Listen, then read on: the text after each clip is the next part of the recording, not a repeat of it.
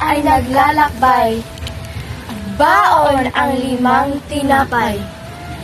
Sa Diyos ay laging tumatawag. Gabay sa kanyang paglalakbay. 5 buwang nagtitiis. Gutom at pagod ay dumanas. Ngunit hindi siya tumigil sa paghahanap ng lunas. Sa landas ay may nakita, matandang leprosong mukha. Ang sugat ay nakakadiri, humingi ng konting awa.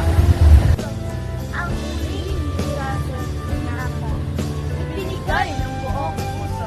Kahit siya ay nagugutom, ang tulong ay Salamat o Haring Mahal. Ika na matanda.